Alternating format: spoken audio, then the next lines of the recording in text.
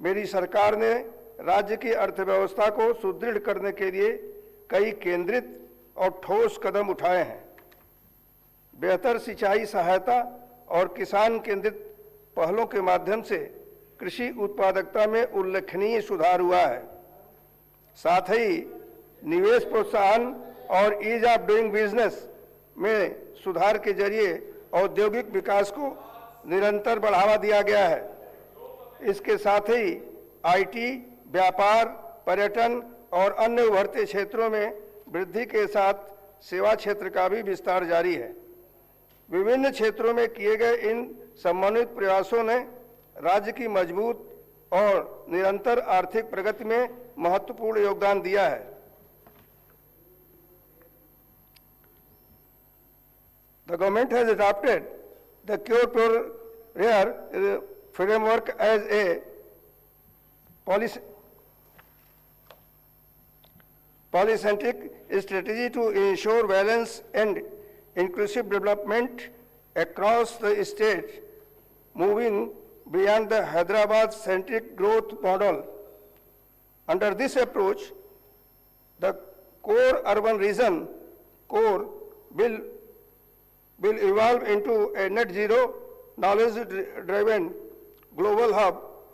The peri-urban region will emerge as a manufacturing and logistic engine, and the rural agri-region will be revitalized through climate-smart agriculture, ecotourism, and food processing, together creating a unified, resilient, and future-ready state economy.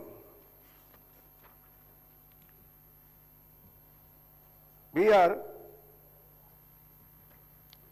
optimizing the core urban region economy model to ensure sustainable and equitable growth.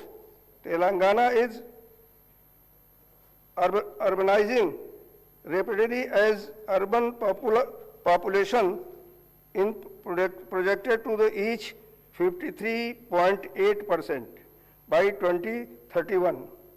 In view of this, recently my government has trifurcated the GHMC into three separate identity: Cyberabad Municipal Corporation, Malkajgiri Municipal Corporation, and the reconstituted GHMC.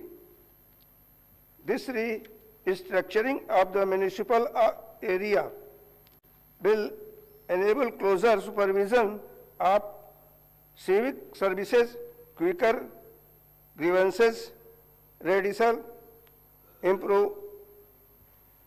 improved infrastructure, planning, and more balanced urban development. It will strengthen democratic decentralization by bringing urban governance closer to the people in the true spirit of the 74th Constitutional Amendment. The government also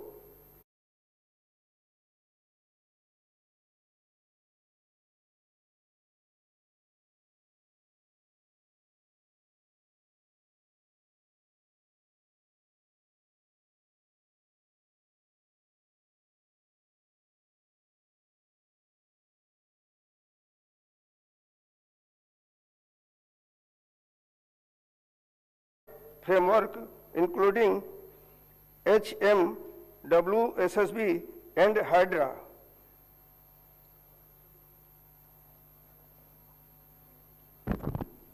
The enhanced law enforcement and administrative efficiency, and government has reorganized the Hyderabad police jurisdiction into 4 commissionerates: Hyderabad, Cyberabad, Malkajgiri, and the newly established future city commissariat across the metropolitan region.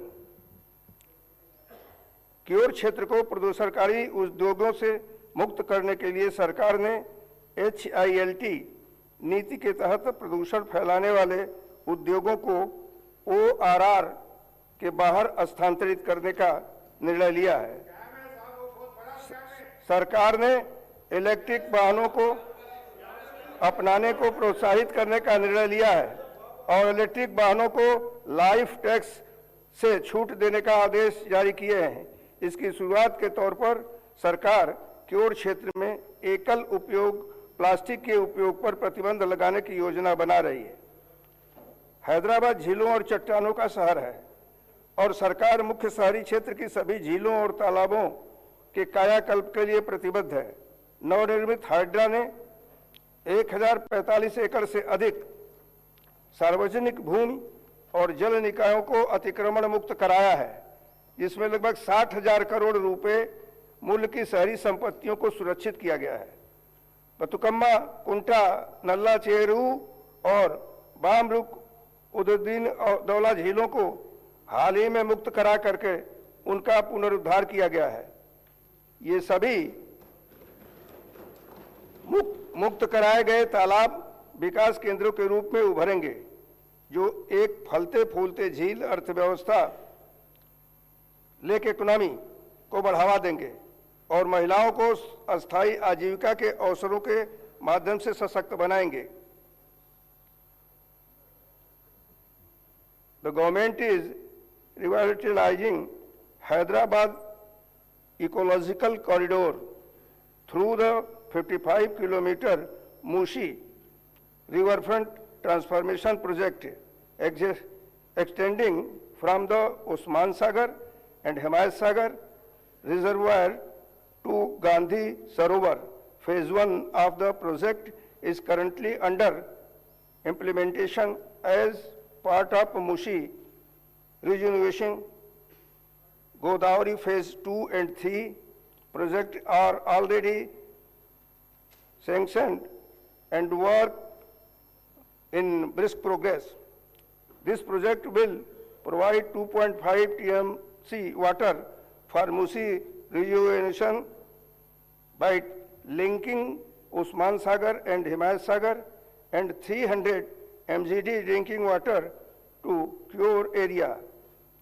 As a part of Musi rejuvenation by 45 STP are operational and 39 STP are under construction.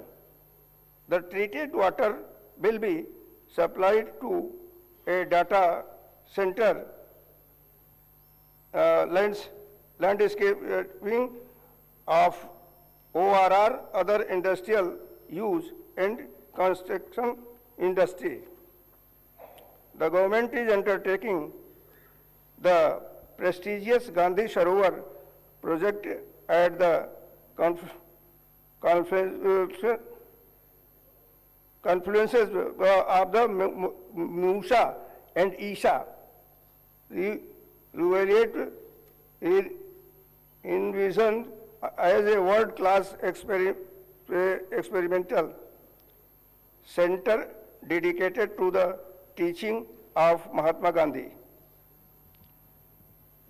आउटरोड ring और 360 kilometre लंबे regional ring road के बीच स्थित peri urban reason economy का उद्देश्य राज्य के विनिर्माण MSME cluster eco industrial park और लॉजिस्टिक के प्राथमिक केंद्र के रूप में कार्य करना है। औद्योगिक क्षेत्र अब हमारी अर्थव्यवस्था में 3.04 लाख करोड़ रुपए का योगदान दे रहा है। तेलंगाना का पश्चिमी क्षेत्र यानी कोंडांगल क्षेत्र अगले कुछ वर्षों में एक औद्योगिक केंद्र बनने जा रहा है। सरकार ने परिवर्तनकारी विकास के हिस्से के रूप में multi product industrial park Kodangal के अलावा आगामी रेडियल रोड सेकेंड से सटे बड़े औद्योगिक पार्कों के लिए भूमि अधिग्रहण की योजना बनाई है। रेडियल रोड के साथ साथ बिजली और पानी की उपयोगिता की भी योजना बनाई जा रही है। मल्टी प्रोडक्ट इंडस्ट्रियल पार्क कोंडागल के हाउसिंग लेआउट का काम तेज गति से चल रहा है और जल्द ही यहाँ बुनियादी ढांचे का काम शुरू किया जाएगा। 3,245 एकड़ में फैली राष्ट्रीय औद्योगिक गलियारा जहीराबाद औद्योगिक स्मार्ट सिटी, जिसे भारत सरकार के national industrial corridor development and implementation trust के साथ मिलकर शुरू किया गया है, अब एसपीबी द्वारा ईपीसी अनुबंध प्रदान करने और अन्य गतिविधियों के साथ परिचालन में आ रही जहीराबाद NIMZ के हिस्से के रूप में योजनाबद्ध शेष भूमि अधिग्रहण की प्रक्रिया को भी तेज किया जा रहा है। To enhance connectivity and improve mobility between the outer ring road and the regional ring road, the government has proposed the development of radial road which will be facilitate smoother traffic movement and support the region's growing urban and economic activity.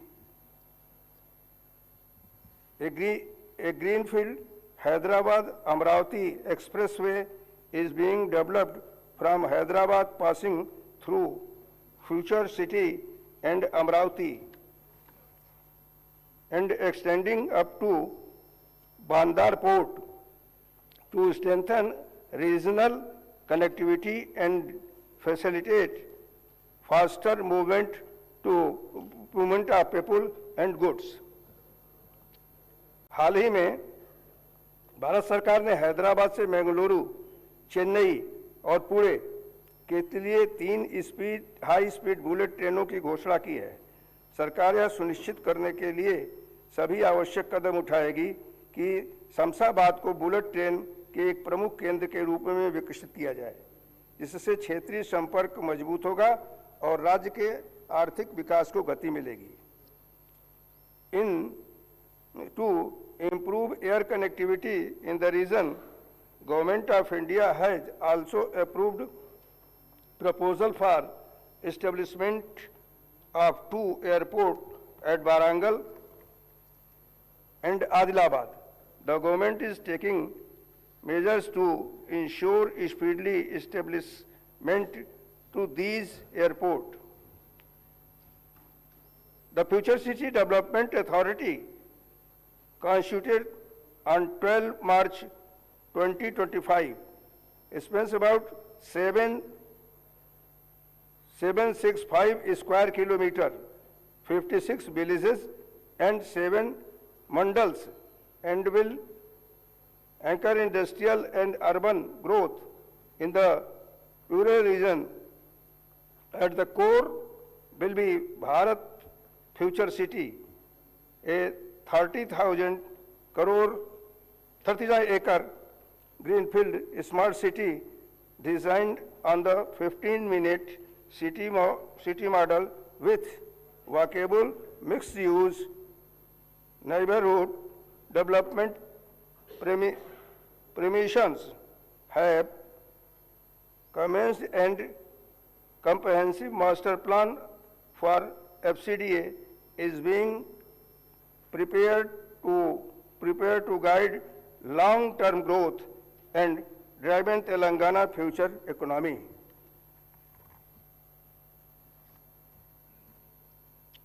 ऊर्जा क्षेत्र में हमारी अनुबंधित क्षमता बढ़कर के 23,187 megawatt हो गई है, जिसमें 44.55 हिस्सा सराहनीय रूप से नवीनीकरणीय स्रोतों से आता है।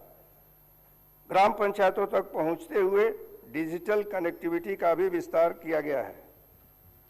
The government is also committed to transforming Telangana into a global hub for innovation, investment and sustainable development.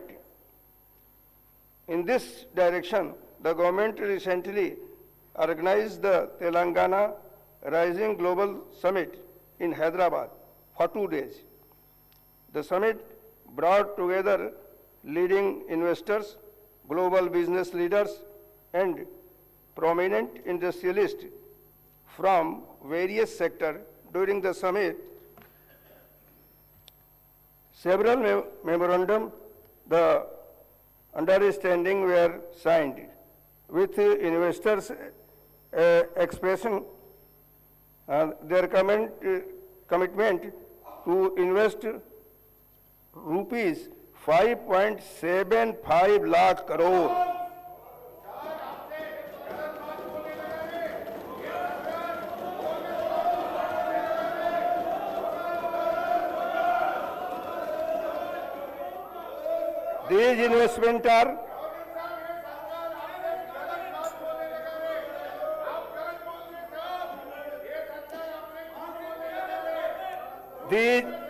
These investments are expected to accelerate economic growth, generate large-scale employment opportunity, and strengthen Telangana's position as a leading destination for the global investment.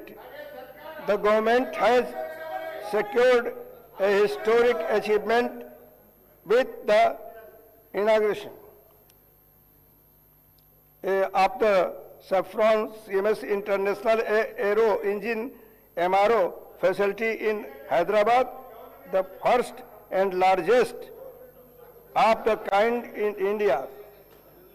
हाल ही में हैदराबाद में 23वें bio Asia 2026 अंतर्राष्ट्रीय सम्मेलन का आयोजन किया गया, जिसमें 1700 करोड़ रुपए के निवेश को आकर्षित किया है। हमारा निर्यात प्रदर्शन उत्कृष्ट है और 1.61 लाख करोड़ रुपए के व्यापारिक निर्यात के साथ हम भारत में 7वें स्थान पर हैं। इसमें एरोस्पेस देश क्षेत्र की प्रमुख भूमिका है, जो हमारे कुल निर्यात का लगभग 30% हिस्सा है। मुझे यह बताते हुए अपार हर्ष हो रहा है कि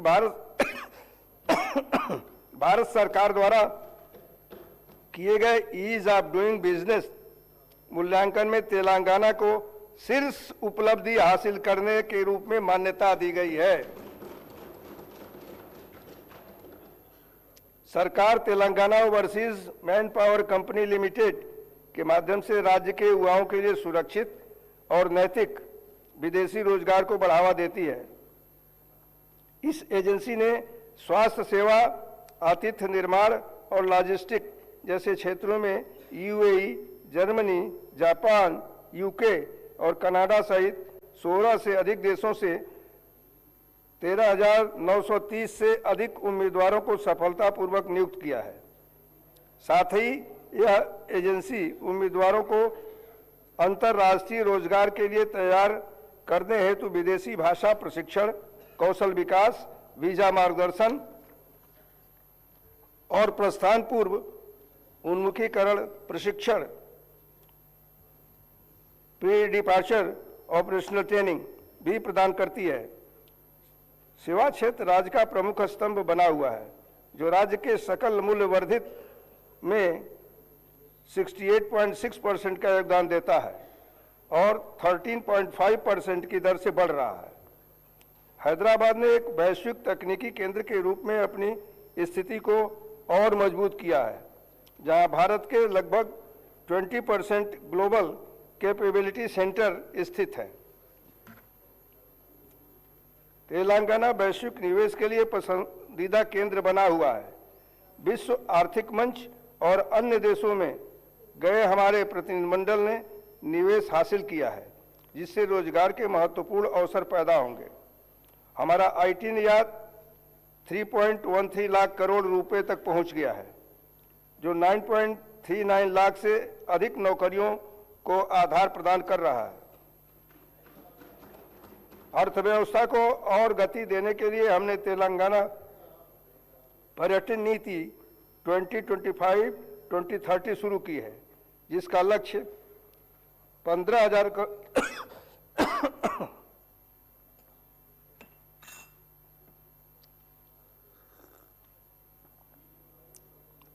करोड़ रुपए का निवेश और 3 लाख नौकरियों का सृजन करना है। वी हैव समावेशिता को बढ़ावा देना जारी रखे हुए हैं, जो सभी 33 जिलों में 700 से अधिक महिला उद्यमियों को सहायता प्रदान कर रहा है। सरकार ने दावोस में एक नई next gen life sciences policy 2026 और 2030 का अनावरण किया है, जिसका उद्देश्य 2030 तक तेलंगाना को AI अनुसंधान एवं विकास और उन्नत विनिर्माण पर ध्यान केंद्रित करते हुए दुनिया के शीर्ष 5 वैश्विक लाइफ साइंसेज क्लस्टरों में से एक के रूप में स्थापित करना है। लाइफ साइंसेज क्षेत्र ने 73,360 करोड़ रुपए का निवेश आकर्षित किया है, जिससे 1 लाख से अधिक प्रत्यक्ष और 2.5 लाख अप्रत्यक्ष नौकरियां सृजित हुई हैं। RAI ढांचे के तहत हम आय के स्रोतों में विविधता ला रहे हैं और किसानों को कृषि उद्यमों के रूप में सशक्त बनाने में के लिए मूल्यांकन श्रृंखलाओं को मजबूत कर रहे हैं। कृषि तेलंगाना की धड़कन बनी हुई है। सरकार ने 2025-26 में इस क्षेत्र के लिए 26,684 करोड़ रुपया आवंटित किया है।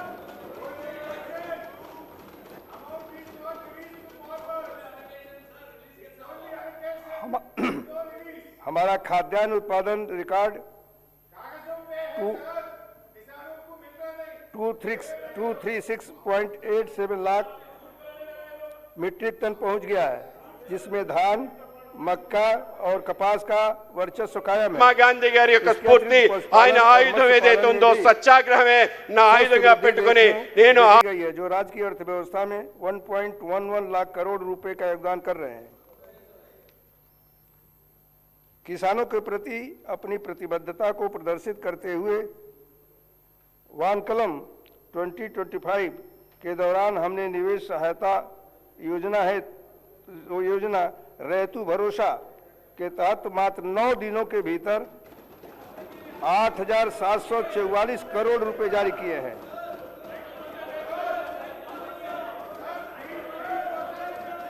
इसके अलावा किसानों के लिए लाभकारी मूल्य सुनिश्चित करने के लिए सरकार ने 71.86 लाख टन धान की खरीद की है, जो अब तक की सबसे अधिक खरीद है। इसमें 39.08 लाख मीट्रिक टन सन्ना BM शामिल है।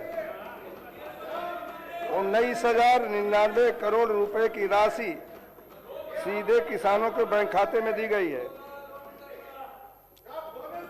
कृषि को लाभदायक बनाने के लिए हमने सन्न रकम धान के लिए 500 रुपये प्रति क्विंटल का बोनस जारी किया है, जिससे लाखों किसानों को लाभ हो रहा है और चावल की उत्कृष्ट किस्म की खेती को बढ़ावा मिला है। साथ ही सरकार ने 2 लाख रुपए का ऋण माफी योजना को सफलतापूर्वक लागू किया है, जिससे 20,616 करोड़ रुपए के व्यय के साथ 25 लाख से अधिक किसानों का कर्ज का बोझ कम हुआ है। सरकार पारंपरिक बिजली के पंप सेटों को सौर ऊर्जा संचालित पंप सेटों में बदलने का ये कदम उठा रही है। यह पहल संधारणीय ऊर्जा सस्टेनेबल एनर्जी के प्रयोग को बढ़ावा देने के साथ साथ किसानों को विश्वसनीय और पर्यावरण की अनुकूल सिंचाई सुविधा प्रदान करने में सहायता करेगी। भूमि संबंधी मुद्दों के अस्थायी समाधान के लिए सरकार ने तेलंगाना भू भारती अधिनियम 2025 लागू किया है, जिसके तहत एक अद्वितीय भू आधार भूमि पहचान प्रणाली शुरू की गई है।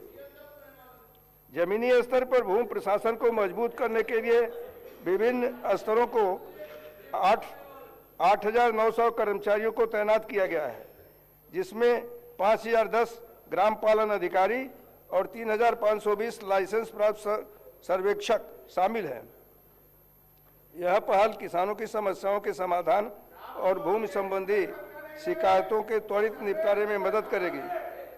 इस वर्ष 3.76 लाख नए पट्टादार पासबुक जारी किए गए हैं। भू भारती अधिनियम की परिकल्पना के अनुसार किसानों की सुविधा के लिए पंजीकरण, राजस्व और सर्वेक्षण गतिविधियों को एक ही प्लेटफॉर्म पर लाया जा रहा है। मेरी सरकार सिंचाई क्षेत्र को सर्वोच्च प्राथमिकता देती है और कृष्णा तथा गोदावरी नदियों के पानी के बंटवारे में राज्य के हितों की रक्षा के लिए सभी मंचों पर दृढ़ता से हर संभव उपाय कर रही है। 2004 से जलमग्न के तहत शुरू की गई लंबे समय से लंबित परियोजनाओं और 2014 एवं 2015 में शुरू की गई कुछ परियोजनाओं को पूरा करने के लिए सरकार ने अगले कुछ महीनों में लंबित भूमि अधिग्रहण और R&R को पूरा करने का निर्णय लिया है। सरकार का लक्ष्य अगले 3 वर्षों में सभी चल रही सिंचाई परियोजनाओं को पूरा करना है। आने वाले 3 वर्षों में इन सभी परियोजनाओं पर ध्यान केंद्रित करके एक बड़ा आयकट विकसित किया जाएगा। सरकार सिंचाई में निरंतर निवेश, वैज्ञानिक नवाचार और बाजार संपर्क के माध्यम से कृषि को मजबूत करने के लिए दृढ़ संकल्पित है, ताकि तेलंगाना के किसान न केवल चुनौतियों का सामना कर सकें बल्कि समृद्ध भी हों।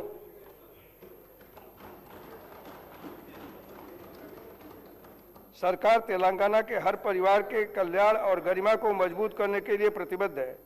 बीते वर्षों में राज्य के कई पात्र परिवार नए राशन कार्ड की प्रतीक्षा कर रहे थे। मुझे आज यह बताते हुए अत्यंत प्रसन्नता हो रही है कि उनकी वर्षों पुरानी यह प्रतीक्षा और आकांक्षा पूरी हो चुकी है।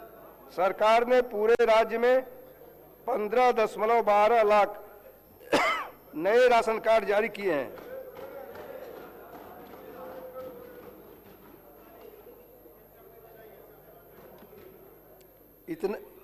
इतना ही नहीं, जो राशन कार्ड पहले से मौजूद थे उनमें भी 19.44 लाख नए सदस्यों को नाम जोड़े गए हैं। इसके अतिरिक्त मौजूदा राशन कार्डों में 19.44 लाख नए नाग सदस्यों को जोड़ा गया है। वर्तमान में 1.05 करोड़ राशन कार्ड मौजूद हैं, जो 3.38 करोड़ यूनिट को कवर करते हैं, जिससे यह सुनिश्चित होता है कि बड़ी संख्या में परिवारों को सार्वजनिक वितरण प्रणाली का लाभ मिले। सरकार सार्वजनिक वितरण प्रणाली के तहत सभी उचित मूल्य की दुकानों के माध्यम से महीन चावल वितरण योजना भी लागू कर रही है। इस पहल के तहत प्रत्येक लाभार्थी को 6 किलो महीन चावल मिल रहा है, जिससे पूरे राज्य में लगभग 3.38 करोड़ लोग लाभान्वित हो रहे हैं। यह कदम खाद्य सुरक्षा सुनिश्चित करने और लोगों को प्रदान किए जाने वाले खाद्यान्न की गुणवत्ता में सुधार के लिए हमारी प्रतिबद्धता को दर्शाता है। गरीबों के लिए आवास की सर्वोच्च प्राथमिकताओं में से एक है इंदिरम्मा इंदलू योजना के तहत सरकार ने 4.5 लाख घर बनाने का महत्वाकांक्षी लक्ष्य रखा है, जिसके तहत प्रत्येक विधानसभा क्षेत्र के लिए 3,500 घर आवंटित किए गए हैं। यह योजना 22,500 करोड़ रुपए के कुल परिव्यय के साथ लागू की जा रही है। अब तक 3,24,536 घरों को मंजूरी दी जा चुकी है और 2,62,449 घर वर्तमान में निर्माण के विभिन्न चरणों में हैं। जनजातीय समुदायों पर विशेष ध्यान देते हुए जनजातीय आबादी वाले विधानसभा क्षेत्रों को अतिरिक्त कोटा दिया गया है और विशेष रूप से कमजोर जनजातीय समूहों को इस कार्यक्रम के तहत संपूर्ण संतृप्ति पर कवर किया गया है। निर्माण की प्रगति में सहायता के लिए सरकार विभिन्न चरणों में पूरे हुए घरों के लिए पहले ही 5,73.84 करोड़ रुपए जारी कर चुकी है। मनरेगा के माध्यम से हमने 6.52 करोड़ मानव दिवस का रोजगार सृजित किया है। महिला सशक्तिकरण हमारी ग्रामीण राजनीति के केंद्र में है। इंदिरा महिला शक्ति पहल के माध्यम से स्वयं सहायता समूहों को उद्यमियों के रूप में बदला जा रहा है, जो सौर ऊर्जा संयंत्रों से लेकर के कैंटीन तक विभिन्न उद्यमों का प्रबंधन कर रहे हैं। इस रणनीतिक हस्तक्षेप का उद्देश्य ग्रामीण महिलाओं की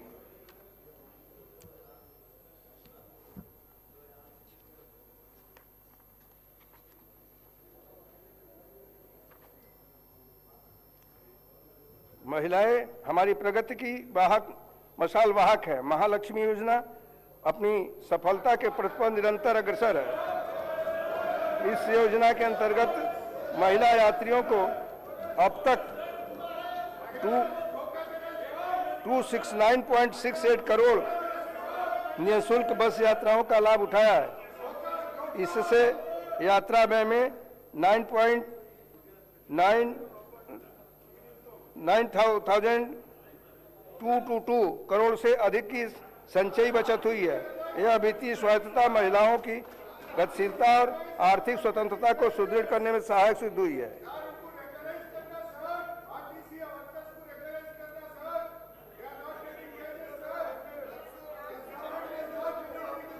महालक्ष्मी योजना में सब्सिडी वाले एलपीजी सिलेंडर कार्यक्रम भी शामिल हैं, जो 42.90 लाख पात्र परिवारों को लाभान्वित करता है और स्वच्छ ऊर्जा के उपयोग को बढ़ावा देता है।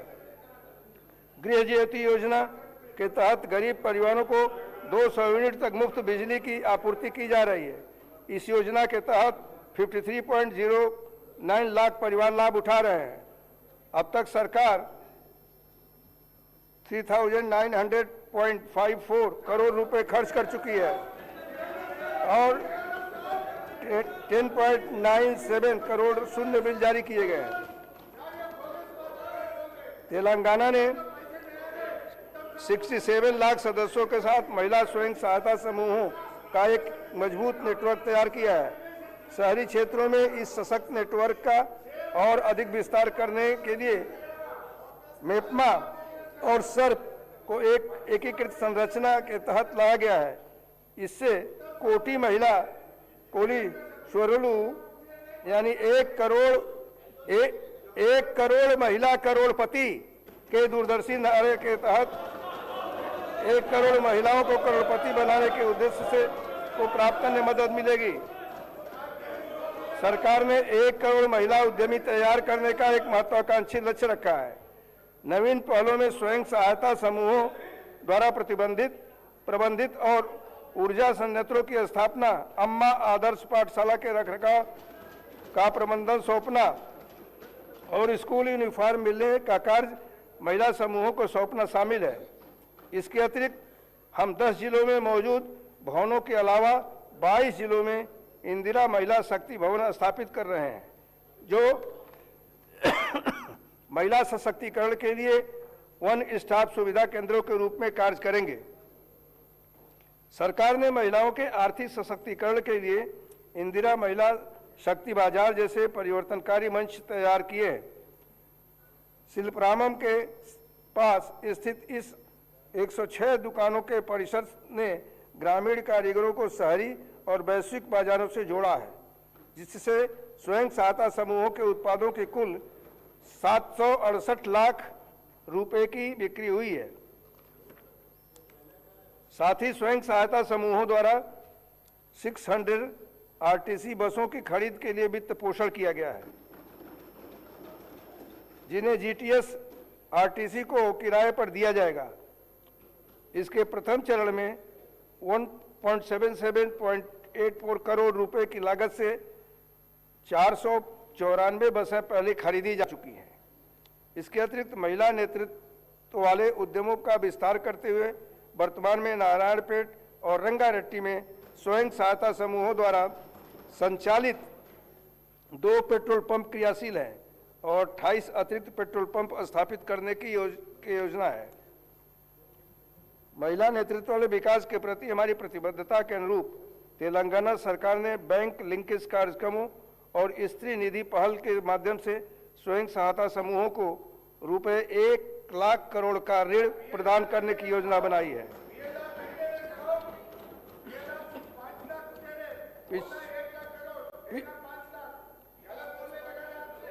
पिछले 2 वर्षों में फरवरी 2026 के अंत तक 57,000 करोड़ से अधिक का ऋण वितरित किया जा चुका है। इस महत्वपूर्ण वित्तीय सहायता से तेलंगाना के ग्रामीण क्षेत्रों में गैर कृषि क्षेत्रों में 8,086.51 करोड़ के आर्थिक मूल्य के साथ साथ 4.70 लाख से अधिक सूक्ष्म उद्यमों का सृजन हुआ है। सरकार दिव्यांग व्यक्तियों के पुनर्वास को सर्वोच्च प्राथमिकता दे रही है और 2 दिव्यांग व्यक्तियों के बीच विवाह के लिए 2 लाख का नगद प्रोत्साहन कर रही है। सरकार ने 0.5 वर्ष की आयु के बच्चों में विकासात्मक देरी और शारीरिक अक्षमताओं की शीघ्र पहचान के लिए बाल भरोसा योजना शुरू की है, जबकि वरिष्ठ नागरिकों के बीच सामाजिक मेलजोल को बढ़ावा देने के लिए 37 प्रणाम multi service day care centre स्थापित किए गए हैं। सरकार 34 कामकाजी महिला छात्रावासों का निर्माण कर रही है और 500 पालना घर स्थापित कर रही है। इसके अतिरिक्त मुख्यमंत्री सहायता कोष के माध्यम से पिछले 2 वर्षों में 4,37,086 लाभार्थियों को सहायता प्रदान की गई है।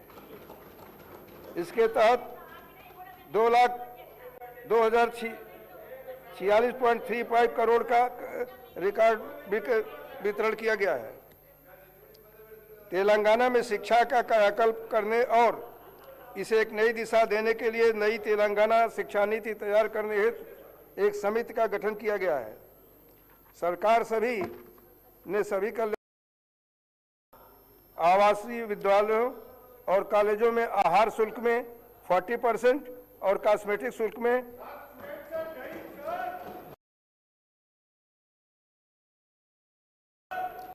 उच्च प्राथमिक स्तर पर कक्षाओं में 1.1 का नामांकन हासिल किया है। अम्मा आदर्श पाठशाला समितियों ने 706 करोड़ की लागत वाले बुनियादी ढांचा कार्यों को सफलतापूर्वक पूरा किया है। सरकार सभी विधानसभा क्षेत्रों में young India integrated residential school स्थापित कर रही है, जिसका उद्देश्य एक ही परिसर में अनुसूचित जनजात, पिछड़ा वर्ग और अल्पसंख्यक समुदायों के छात्रों को समावेशी शिक्षा प्रदान करना है। हाल ही में भारत सरकार ने बुनियादी ढांचे के उन्नयन के लिए एशियाई और संरचना निवेश बैंक से 4,903.44 करोड़ रुपए और यंग इंडिया एकीकृत आवासीय विद्यालयों के लिए एशियाई विकास बैंक से 4,094 करोड़ रुपए की बाहरी सहायता प्राप्त करने के लिए तेलंगाना सरकार के प्रस्ताव पर अपनी सहमति दे दी है। अटल समर्पण के साथ राज्य की सेवा करने वाले पुलिसकर्मियों को सहायता प्रदान करने के लिए सरकार ने मंचिरेबुला गांव में यंग इंडिया पुलिस आवासीय विद्यालय स्थापित किया है। विशिष्ट प्रतिभाओं को तराशने के लिए सरकार ने भारत में अपनी तरह का पहला डॉक्टर मनमोहन सिंह पृथ्वी विज्ञान विश्वविद्यालय स्थापित किया है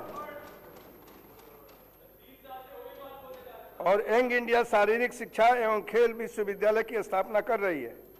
कौशल के अंतर को पाटने के लिए सरकार ने यंग इंडिया स्किल्स यूनिवर्सिटी की स्थापना की है और इंडस्ट्री 4 के कौशल प्रदान करने के लिए आईआईटी को एडवांस टेक्नोलॉजी सेंटर्स के रूप में उन्नत किया है।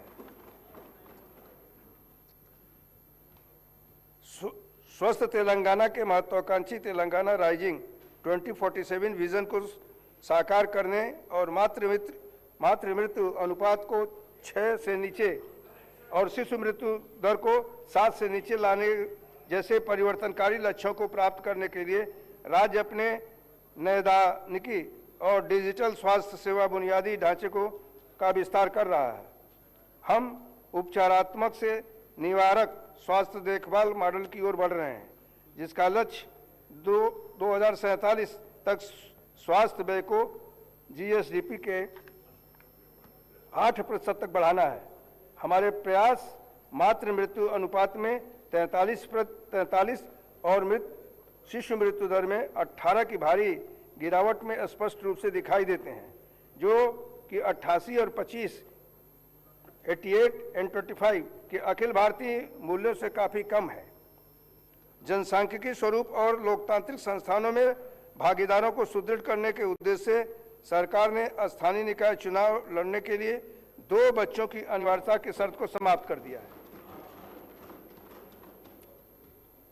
सरकार राज्य में वारंगल हेल्थ सिटी,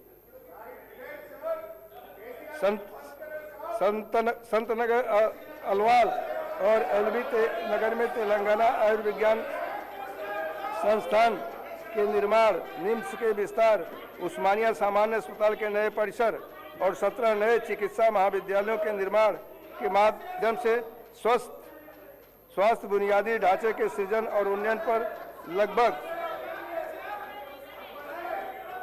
11,000 करोड़ खर्च कर रही है। इन सुविधाओं को इसी वर्ष के अंत तक क्रियाशील बनाने के लिए कदम उठाए जा रहे हैं। तेलंगाना के सभी गरीबी रेखा के नीचे रहने वाले परिवारों के लिए राजीव आरोग्य श्री योजना के तहत मिलने वाले कवरेज को ₹5 लाख से बढ़ा करके ₹10 लाख प्रति परिवार कर दिया गया है। यह कदम सार्वभौमिक स्वास्थ्य कवरेज प्राप्त करने के लिए प्रति सरकार की प्रतिबद्धता को और अधिक सुदृढ़ करता है। जैसा कि महात्मा गांधी ने सटीक रूप से कहा था कि भारत की आत्मा गांव में बसती है, इसी भावना के अनुरूप सरकार ने हाल ही में ग्रामीण और शहरी दोनों क्षेत्रों में स्थानीय निकाय चुनाव शांतिपूर्ण और सुव्यवस्थित ढंग से संपन्न कराए हैं। ये चुनाव लोकतांत्रिक संस्थानों को सुदृढ़ करने और जमीनी स्तर पर सहभागी शासन को गहरा करने की दिशा में एक महत्वपूर्ण कदम है। मैं सभी 1,15,000 निर्वाचित प्रतिनिधियों को बधाई देता हूं और जनता की सेवा में उनके सफल और संतोषजनक कार्यकाल को कामना करता हूं।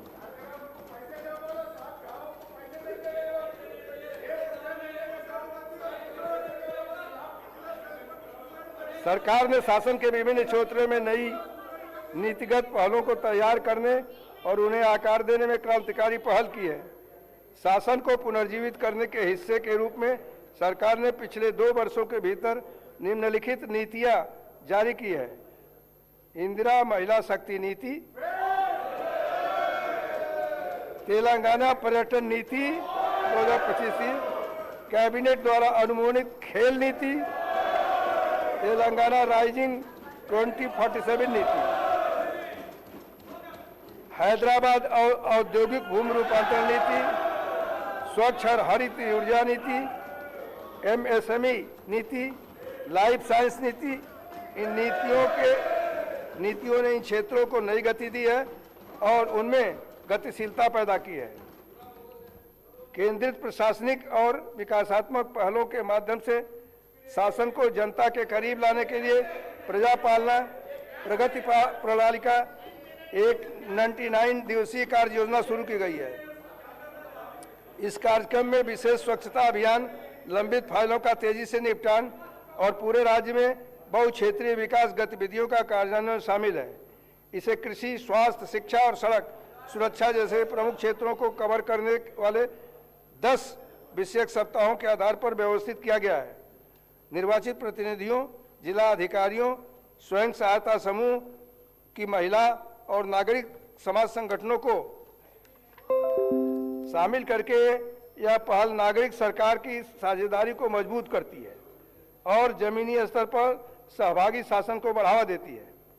सरकार प्रजावाणी कार्यक्रम में जनता की शिकायतों के निवारण के लिए सर्वोच्च प्राथमिकता दे रही है।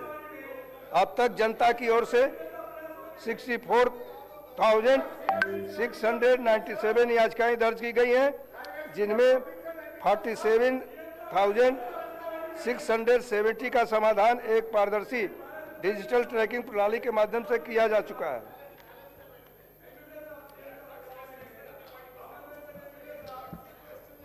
लंबे समय से चली आ रही संरचनात्मक असमानताओं को दूर करने की दिशा में एक निर्णायक कदम उठाते हुए सरकार ने एक अभूतपूर्व सामाजिक, आर्थिक, शैक्षिक, रोजगार, राजनीतिक और जाति सर्वेक्षण संपन्न किया है।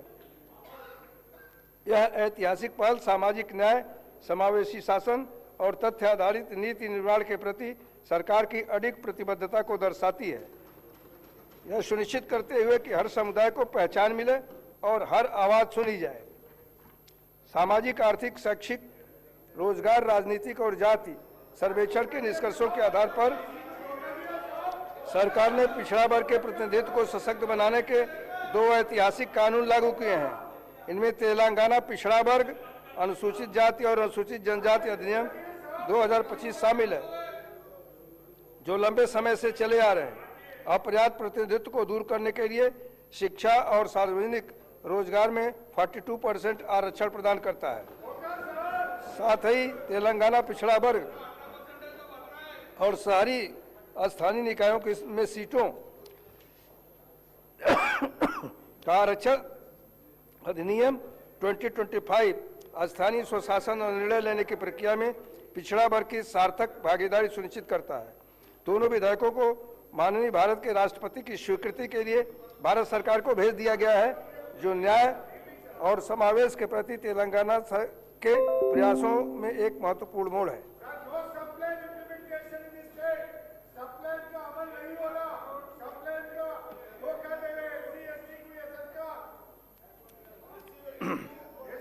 सरकार ने सामाजिक न्याय की दिशा में एक ऐतिहासिक कदम उठाते हुए अवसरों तक पहुंच सुनिश्चित करने के लिए 59 अनुसूचित जातियों को विशिष्ट आरक्षण प्रतिशत के साथ 3 समूहों में उपवर्गीकृत करने हेतु एक कानून पारित किया है।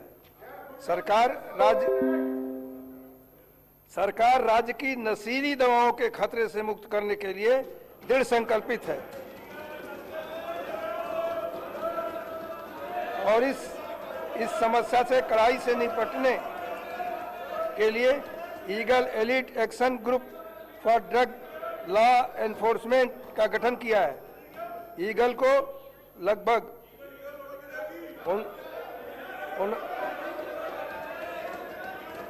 59,000 नशा विरोधी सैनिकों का समर्थन प्राप्त है।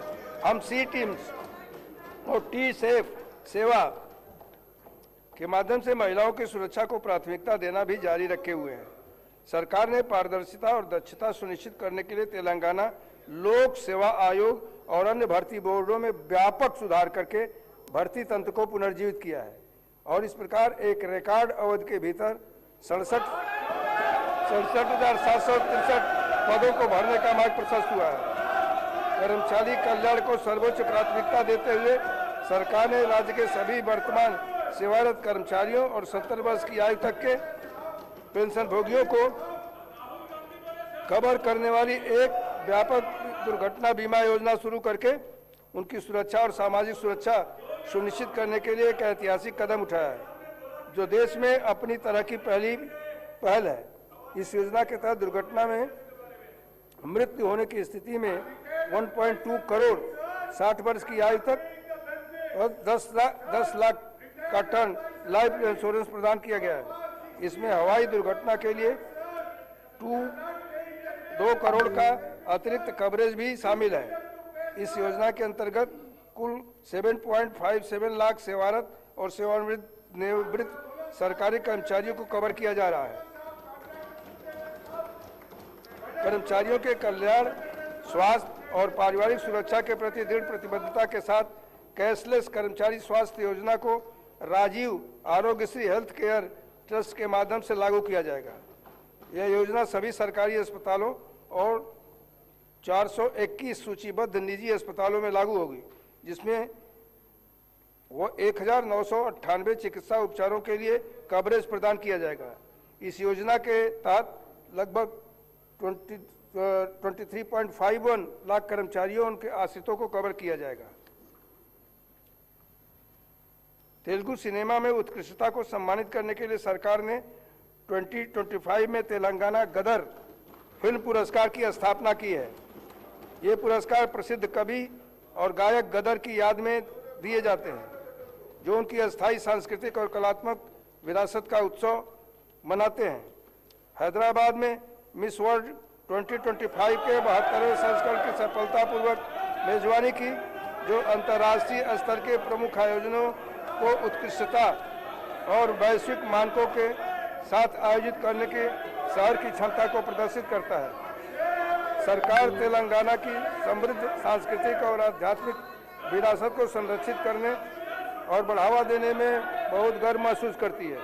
देश के सबसे बड़े आदिवासी समागम के रूप में मान्यता प्राप्त मोदारम समक का सारलम्मा जतारा का आयोजन अत्यंत भव्यता और भक्ति के साथ किया गया।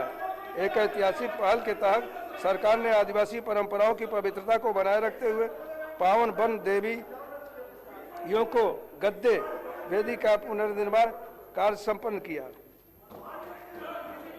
आदिवासी रीति रिवाजों और परंपराओं को अक्षुण्ण रखते हुए मंदिर परिसर को काकतीय काल के आदिवासी प्रतीकों से प्रेरित संरचनाओं, विस्तारित वार्डों और भव्य स्वागत द्वारों के साथ पुनर्विकसित किया गया।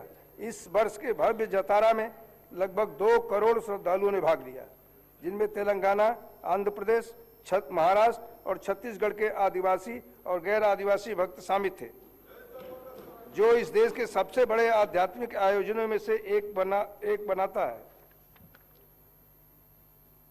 सरकार राज्य भर के प्रमुख आध्यात्मिक केंद्रों का विकास कार्य भी कर रही है।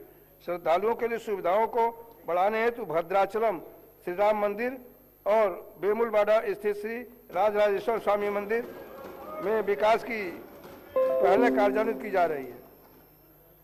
इसके अतिरिक्त सरकार ने आध्यात्मिक विरासत को टिकाऊ पर्यटन विकास के साथ जोड़ते हुए इको टेम्पल टूरिज्म को बढ़ावा देने की योजना तैयार की है। अगले वर्ष होने वाले गोदावरी पुष्करालु की तैयारी में सरकार वासर से भद्राचलम तक गोदावरी नदी के तट पर स्थित मंदिरों का विकास करेगी, ताकि तीर्थयात्रियों के लिए बेहतर बुनियादी ढांचा और सुविधाएं सुनिश्चित की जा सके। इन पहलों के माध्यम से सरकार पर्यटन और क्षेत्रीय विकास को बढ़ावा देने के साथ साथ तेलंगाना की आध्यात्मिक विरासत को निरंतर मजबूत कर रही है। अंत में माननीय सदस्यगण, आज मैंने जो रूपरेखा रोड मैप प्रस्तुत किया है, वह केवल योजनाओं का संग्रह मात्र नहीं है, बल्कि हमारी महत्वाकांक्षा का प्रमाण है। हम एक ऐसे तेलंगाना का निर्माण कर रहे हैं जो नवाचार में अग्रणी हो, वंचितों के लिए एक सुरक्षित आश्रय हो और विश्व के लिए एक आदर्श बने। तेलंगाना आज एक असाधारण परिवर्तन की दहलीज पर खड़ा है। यह बजट केवल वित्तीय आवंटन के बारे में नहीं है, यह एक अधिक मजबूत और अधिक लचीले तेलंगाना को आकार देने के बारे में है। यह प्रगति के लिए एक रूपरेखा, न्याय के प्रति एक प्रतिबद्धता और हर नागरिक के लिए एक वादा है कि उनकी आकांक्षाएं मायने रखती हैं। ना प्रभुत्वं संकल्पम अंचचालमयनादि रूपों दिस्तुन्ना प्रति विधानम చేపడుతున్న ప్రతి కార్యక్రమము అమలు చేస్తున్న ప్రతి సంస్కార ప్రజలు కూడా అవకాశాలను సృష్టించడం, వారిని సాధికారత వైపు నడిపించడం మరియు సమ్మిళిత అభివృద్ధిని సాధించడం అనే లక్ష్యంతో ముందుకు సాగుతోంది. లక్ష్యం స్పష్టంగా ఉది దిశ నిర్ణయించ ముందుకు సాగుతున్న ఈ ప్రయాణం ఆగదు. అభివృద్ధి చెందిన ప్రపంచ నగరాలు దేశంలో తెలంగాణ పోటీ పూర్తిందు ప్రపంచ వ్యాప్తంగా విజయవంతమైన అభివృద్ధి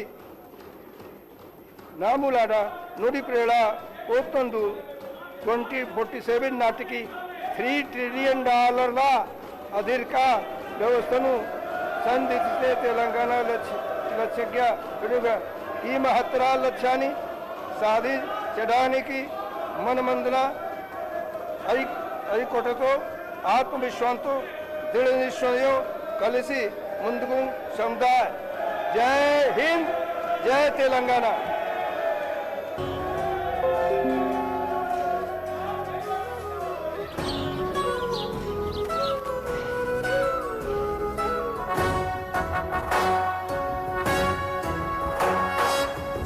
जय हे तेलंगाना।